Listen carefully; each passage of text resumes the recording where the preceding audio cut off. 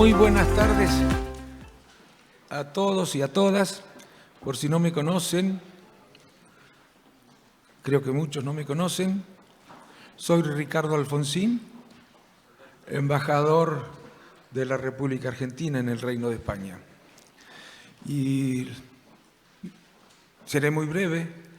Quiero agradecer a todos la presencia, la asistencia a este encuentro, pero permítanme destacar especialmente y agradecer especialmente a los funcionarios públicos que están presentes aquí para brindarnos información y para intercambiar ideas acerca del tema que ustedes conocen cuál es, la decisión de la Unión Europea respecto de la deforestación. De manera que no necesito explicarles nada acerca de las razones de este encuentro. Pero les decía que quiero agradecer sinceramente la generosidad del Ministerio de Agricultura, Pesca y Alimentación y la generosidad del Ministerio de la Transición Ecológica y Reto Demográfico por estar presente en este encuentro. Agradecer especialmente a María Jesús y a Leonor por estar presente en este encuentro y facilitar este intercambio de ideas y de información que es muy útil para los españoles y también, por supuesto, para los argentinos, especialmente. Nada más, yo le cedo la palabra ahora a Jorge de Saja, a quien le agradezco también que haya trabajado para que este encuentro fuera posible. Gracias, Jorge. De acá en adelante, estás vos al frente del encuentro. Muchas gracias, embajador, querido Ricardo. Muchas gracias a todos. Vamos a entrar directamente en materia. La normativa que nos ocupa no es solo, sin duda, para muchos de los sectores, la normativa más estratégica que existe, en el sentido de que quizás la normativa que tenga más impacto en nuestra actividad, pero también puede ser si lo hacemos una oportunidad de posicionamiento de la industria española. Hoy hablamos de alimentación animal, pero esta normativa, como todos sabemos, afecta a otros sectores. Sí quiero, aparte de agradecer a la Embajada Argentina su colaboración, pues poner en valor que este es el primer ejercicio de estas características, de puesta en valor de ese impacto que hace ningún país europeo, toda la cadena de valor, desde nuestro proveedor en origen de la materia prima, pasando por el comercio, la transformación industrial y hasta el consumidor final. Es el primer ejercicio que se hace de estas características en toda la Unión Europea. No es casual, llevamos desde el 2019 observando esta normativa, la Administración pública desde su lado, los sectores privados desde otro, y este ejercicio de hoy debería permitirnos saber, por un lado, evaluar cómo de cumplible va a ser esa normativa, sinceramente, cómo de verificable va a ser esa normativa, no me adelanto, luego hablaremos de ello, y quizás sirva para que la cadena de valor estratégicamente veamos cómo transformar lo que ahora, honestamente, es una amenaza regulatoria, un coste regulatorio, una dificultad operativa, cómo podemos transformarlo en una posibilidad de que la cadena de valor de la soja, la industria de alimentación animal, la ganadería española, la producción y el comercio español pueda cumplir esta normativa en condiciones mejor y más efectiva que quizá nuestros competidores de otros países. Entonces, quizá realmente pueda convertirse de un esfuerzo en un valor de competitividad. Espero que hoy nos dé algunas pistas. Que hoy tendremos que seguir trabajando. El hecho de ser los primeros es que nos hemos adelantado. Estamos adelantando más de un año en el escenario posible, igual que llevamos desde el 2019 adelantándonos en el lobby. Tenemos que seguir en esa vanguardia. Al decirse tenemos, digo, la cadena de valor española. Entonces, el programa es muy simple. Tampoco el tiempo permite mucho más. Primero, y gracias al Ministerio de Transición Ecológica, al MITECO, tendremos ocasión de hacer un último repaso final a cómo va a ser la normativa que todavía no está publicada, pero tenemos un acuerdo político que nos marca con bastante certeza dónde estamos.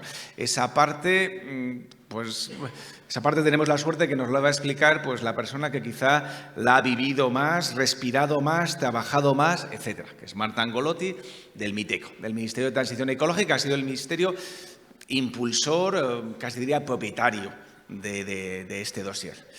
Una vez tengamos esa foto, más o menos clara, creo que todos los presentes lo tenemos una mesa redonda en que, insisto, vamos a tener la suerte de contar desde la cadena de producción agrícola y de comercialización en origen, muy bien representada por Gustavo Idígoras, un buen amigo de la producción española y buen conocedor. También contaremos a continuación el siguiente eslabón, que será el comercio hasta la Unión Europea, en nuestro caso en España, que va a estar muy bien representado por Daniel Martínez, de la Asociación de Importadores y Comercializadores, y además el líder de su grupo de deforestación, Daniel Martínez. Por supuesto, el gran usuario de esa soja, porque en la soja nos vamos a centrar hoy, recuerdo, en la industria, es la industria española de alimentación animal, que va a estar muy bien representada en la mesa por Pedro Cordero, vicepresidente y dentro de no tantas semanas presidente de nuestra Federación Europea, aparte de vicepresidente de la Organización Industrial Española. Pero bueno, como esta es una normativa que nace porque el político interpreta que la sociedad nos lo reclama, hemos pedido el esfuerzo quizá al representante institucional más alto que pueda haber desde el mundo de la distribución, que es el presidente de la Asociación de Supermercados de ACES, Aurelio del Pino, que nos dé su visión, porque, hablando en claro, él es el intérprete de cómo, o lo que él representa son los intérpretes de cómo el consumidor va a percibir el cumplimiento de la ley. Y él va a ser el que, o el sector que representa, va a ser el que al resto de la cadena de valor nos diga, oye, vete por aquí o vete por allá. O dime si estás cumpliendo o no estás cumpliendo. Por lo cual vamos a tener una visión, como dicen los cursis, 360. Las personas de la mesa redonda, tanto del sector público como de la Administración, han dejado muy claros que están abiertos a cualquier pregunta. O sea que, si lo permite, podemos habrá tiempo en el margen que tenemos de preguntas del público. Y acabo diciendo que el objetivo de esto es hacer un análisis, hacer una estimación lo más abierto posible. No hay preguntas equivocadas, pero este es el momento de hacerlo, porque dentro de un año el escenario ya no va a ser calcular, va a ser cumplir. Pues muchísimas gracias y daría la palabra a Marta Angolotti. Y a Marta, pues ilumínanos.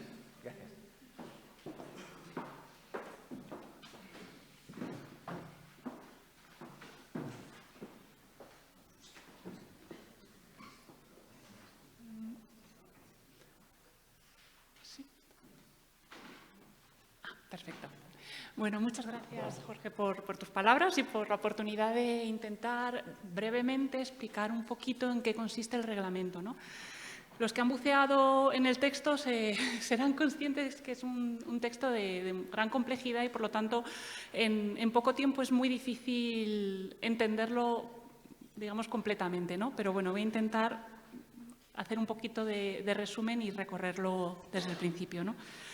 En primer lugar, ¿cuál es el objetivo de este reglamento? El objetivo del reglamento es que la Unión Europea minimice su contribución a la deforestación que se produce en el mundo, ¿no? Tanto vinculado a cualquier deforestación vinculada a la producción agrícola de la que, como consumidores, somos responsables. Y de esa manera reducir las emisiones de gas efecto invernadero y también la pérdida de biodiversidad asociada a esta deforestación.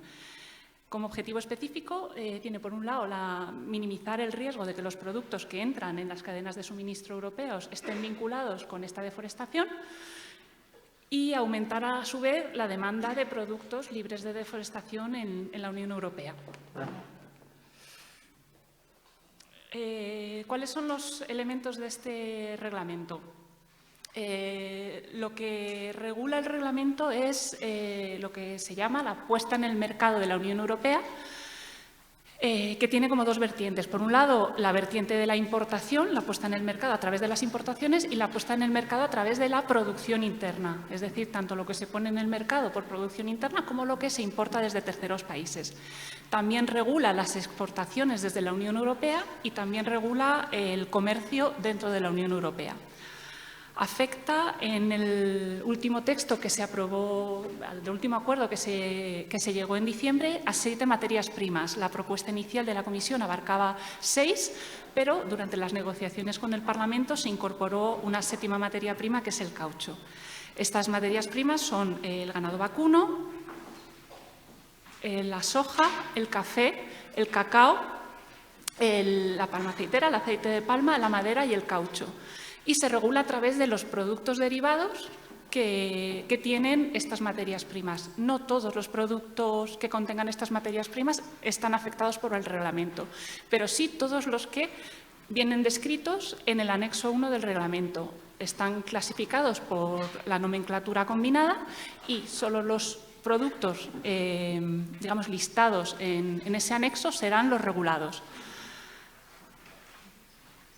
¿Cuáles son los requisitos que se va a exigir a esos productos? En primer lugar, que estén libres de deforestación, en el sentido legal de la palabra, es decir, todo lo que haya sido deforestado, digamos, ilegalmente de acuerdo a las normas del país de origen, pero también todo lo que haya sido una deforestación legal, pero cumpla con la definición de deforestación que se incluye en el reglamento, que es la transformación de un bosque a un uso agrícola a partir del 31 de diciembre de 2020. También minimizará la posibilidad de que estos productos, en el caso de la madera, conlleven una degradación forestal, de acuerdo también a la definición que establece el reglamento, desde la misma fecha, el 31 de diciembre de 2020. El reglamento también exigirá no solo la no deforestación y no degradación forestal, sino también la legalidad en el país de producción. Aquí tendremos que tener en cuenta la legalidad del país donde se ha producido esa materia prima. ¿Qué incluye esta legalidad? Pues incluye aspectos de normativa de protección del medio ambiente, derechos de terceros, normativa comercial, normativa aduanera, antifraude, etcétera. Toda la normativa que esté vinculada a la cadena de producción de ese determinado producto. ¿Cuál es el tercer requisito de los productos? Que antes de ponerse en el mercado, es decir, antes de que entre en el mercado, tanto si es producción interna como si es importación, o antes de su exportación, el operador o el agente, como finalmente la traducción se haga al castellano, antes de ponerlo en el mercado o de exportarlo, tendrá que hacer una declaración de diligencia debida en el que, digamos, se responsabilice de que el riesgo de deforestación o el riesgo de ilegalidad es insignificante. El riesgo cero es prácticamente imposible, por lo tanto, lo que se define es el riesgo tiene que ser insignificante. Esta declaración de diligencia debida, ahora la explicaré un poquillo más detalle, incluye tres partes. Uno que es la recogida de información, la evaluación del riesgo y la mitigación del riesgo. Dentro de esta información habrá que incluir la geolocalización que nos permita demostrar el requisito de no deforestación y esta declaración se tendrá que presentar en un registro, en un sistema informático que tiene que poner en marcha la Comisión Europea, en la que antes de esa puesta en el mercado o antes de esa exportación, el operador, la empresa, declare que ha ejercido esa diligencia debida y puede confirmar que el riesgo de que exista ilegalidad o deforestación es insignificante. Yendo un poquito más a lo que es el proceso de diligencia debida, como digo, es un proceso en tres fases. Ahora explicaré que no siempre estas 3 fases serán necesarias, pero como proceso lo voy a explicar primero. En primer lugar, habrá una primera fase de recogida de información, datos, documentos, con información de los productos, de los componentes de esos productos, con la cantidad, bien sea en volumen, bien sea en peso, en función del producto del que estemos hablando, en el que además se pueda justificar el origen de la materia prima o la región de origen de esa materia prima, en el que se incluya la geolocalización de las parcelas de producción de la materia prima, en base a los requisitos técnicos que establece el propio reglamento. Estos requisitos técnicos, en principio, para parcelas de menos de 4 hectáreas sería la latitud y longitud del punto de georreferenciación, y para parcelas de más de 4 hectáreas sería la descripción del perímetro de la parcela. Además, hay que proporcionar el contacto de los proveedores, de los clientes a futuro, cuando estos procedan, ¿no?, en la declaración, y habrá que contar con documentación que sea verificable, que sea concluyente de que efectivamente ese producto es libre de deforestación y cumple con la legalidad del país de origen. Una vez recogida esta información, habrá que hacer una evaluación del riesgo de que efectivamente no existe deforestación vinculada a esa producción de materia prima y no existe ilegalidad de acuerdo a la legislación del país de origen. Para esta evaluación del riesgo no existe unos pasos siempre iguales, ¿no? Habrá que ir en función del producto y de la cadena, habrá que ir ajustándolo. Pero básicamente los criterios de riesgo que hay que tener en cuenta son, en primer lugar, el riesgo de la zona de producción de donde se trae ese producto, bueno, de donde procede la materia prima incorporada en esos productos. Este nivel de riesgo estará basado, que luego lo explicaré un poco con más detalle, en una clasificación que dará y publicará la Comisión Europea, que será para todos los países y todas las regiones. Habrá que tener en cuenta si en esa zona de producción existen bosques o ha existido a partir de la fecha de corte deforestación. Si hay presencia de comunidades indígenas o denuncias en relación a posibles actuaciones no de acuerdo a las leyes internacionales. Se tendrá que tener en cuenta, cuando lo haya, el nivel de conflictos armados, la falta de transparencia, el nivel de corrupción. Esto ya se hacía en la normativa en la que se basa, en cierto modo, este nuevo reglamento, que es el Reglamento de la Madera, en el EUTR, en el que esta valoración de riesgo, pues, de conflicto, pues ya se estaba realizando en el caso de la madera. Se deberá también tener en cuenta la complejidad de la cadena de suministro, el posible riesgo de mezcla o de elusión de la norma en función de esta complejidad, pues, o del producto o de la cadena de suministro.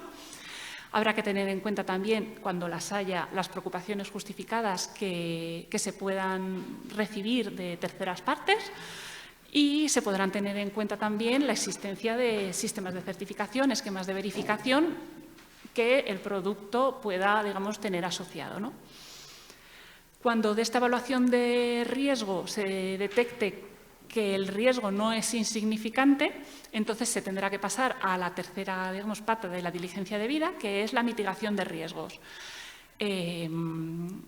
Esta mitigación se puede dar de dos maneras: a través del control de ese riesgo, que puede ser, pues, pidiendo más documentación, solicitando, pues, información que nos complemente lo que ya teníamos, porque hay algún aspecto que no tenemos del todo claro.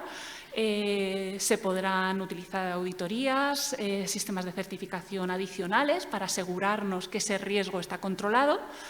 Se podrá apoyar a los productores locales en el país de producción, en el país de origen, para asegurarte que luego va todo sin ningún tipo de riesgo. Pero estas medidas las tendrá que tomar, las tendrá que decidir el operador, ¿no? En función de su situación, pues, digamos, esas medidas de mitigación tampoco son obligatorias, sino que en función de esa evaluación el propio operador tendrá que valorar cuál es la medida que necesita o que puede aplicar para minimizar ese riesgo. Si ese riesgo no se puede minimizar, que puede pasar en algún caso, pues nosotros, por ejemplo, en el caso de la madera, tenemos pues, países en conflicto donde, por mucha certificación que intentes tener, es imposible, porque es un país en conflicto armado, pues entonces en ese caso lo que habrá que hacer es evitar ese riesgo, ¿no? Y entonces la responsabilidad será de decir, bueno, pues no puedo seguir tirando de este origen, pues porque hay un conflicto, están en guerra, y el riesgo no se puede reducir a un riesgo insignificante. Como decía, esta evaluación, digamos, en 3 fases, no siempre tienen que estar las 3 patas. Como decía, si de la evaluación del riesgo yo llego a la conclusión que no existe ese riesgo, que el riesgo es ya insignificante, entonces ya no será necesario hacer la mitigación, porque ya estoy cumpliendo con ese procedimiento de evaluación. Y también se puede dar el caso que es cuando la materia prima tengamos la certeza que proviene de un país de bajo riesgo, entonces se podrá aplicar lo que se denomina en el reglamento la diligencia debida simplificada, que incluye solo, digamos, la primera parte de recopilación de información. Entonces, si no existe riesgo de que haya mezcla con orígenes que no sean de bajo riesgo, si estamos seguros de que no ha habido mezcla o que no ha habido algún tipo de... o no me falta información para poder estar seguro de eso, si de eso estoy seguro, entonces puedo ejercer la diligencia debida simplificada.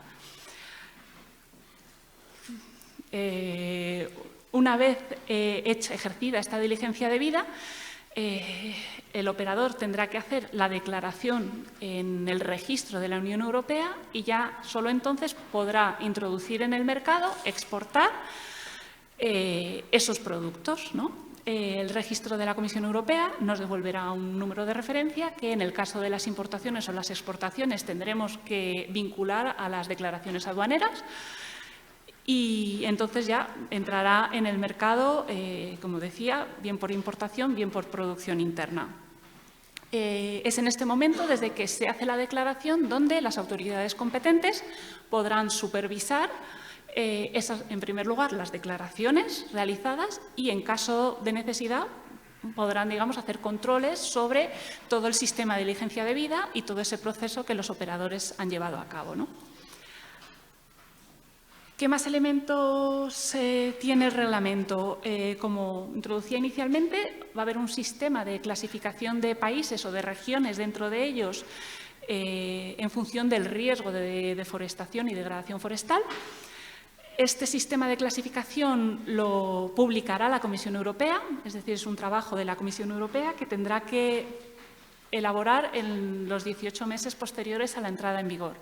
De este sistema de clasificación saldrá, digamos, un etiquetado de no solo de países, sino en muchos casos de regiones, ¿no? En la mayor parte de los casos podrán ser regionales. Inicialmente, todos los países, incluidos los Estados miembros, partiremos de una clasificación estándar, pero tras esos 18 meses, digamos, habrá una lista de países de alto riesgo o de bajo riesgo. Si bien es cierto que la clasificación de alto riesgo es posible que sea bastante reducida, ¿no? Este sistema de clasificación tiene, bueno, una serie de criterios establecidos en el propio reglamento, pero, como decía, esto será una labor en la que la propia Comisión pues, tendrá que ir trabajando en los próximos meses. Como adelantaba antes, cuando el país sea de bajo riesgo o la zona de producción sea de bajo riesgo, se podrá aplicar la diligencia debida simplificada. En los 6 meses posteriores a la entrada en vigor del reglamento, los Estados miembros tendrán que designar las autoridades competentes para la ejecución del reglamento y para el control de los operadores para que se cumplan los requisitos de este reglamento.